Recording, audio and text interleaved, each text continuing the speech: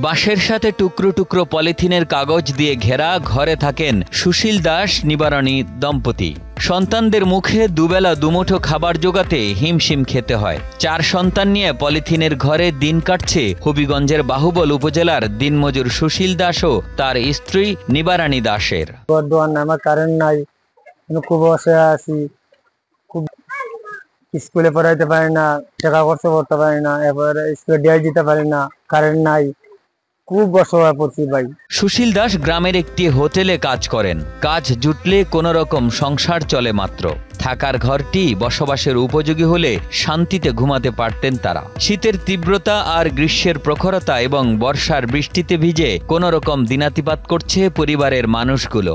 আমার যখন ঘর দরজা নাই, 4টা ছেলে সন্তান লইয়া বহুত কষ্ট পড়ছি, কেউ নাই, কেউ সহযোগিতা করে না, টাকা নাই পয়সা নাই। আমার স্বামী অল্প টাকায় রোজগার করে, উনি ফ্যামিলি চালাইতে পারে না, খুব কষ্ট করে আমরা খান্দা খাটি করি। ঘর দরজার লেগে রোদে বৃষ্টি মেঘে ভিজি ঘর যেরকম আমরা বার আরো বালা, ঘর থেকে বার বালা, আমরা বহুত কষ্ট করতেছি। আমরা কেউ সাহায্য করে না, আমরা অথবা আত্মীয় স্বজন কেউ সহযোগিতা করে না।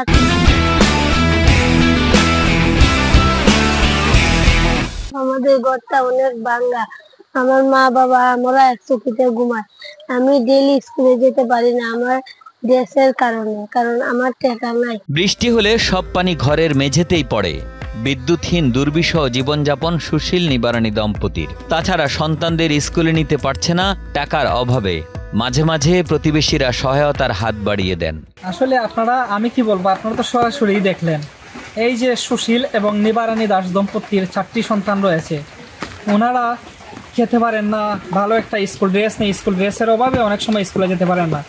আর ওনারা আসলে আমার মনে হয় না সারা বাংলাদেশ ঘুরে বিদ্যুৎবিহীন একটা ফ্যামিলি পাবেন না, যে ফ্যামিলি রয়েছে নিবারণী ও সুশীল দাসের দম্পতি। তো ওনাদের 4টি বাচ্চা লেখাপড়া করতেছে, পাশাপাশি স্কুল ড্রেসের অভাবে যাইতে পারতেছে না, ভালো খাবার খাওয়াইতে পারতেছে না মা বাবা। একটি নিরাপদ আশ্রয় মানুষের মৌলিক অধিকার হলেও সুশীল নিবারণী দম্পতির জন্য তা যেন দিবাস্বপ্ন।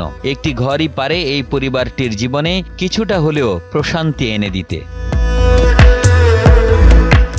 হবিগঞ্জ থেকে সাব্বির হোসেনের পাঠানো তথ্যচিত্রে ডেস্ক রিপোর্ট, একে আজাদ, কালের কণ্ঠ।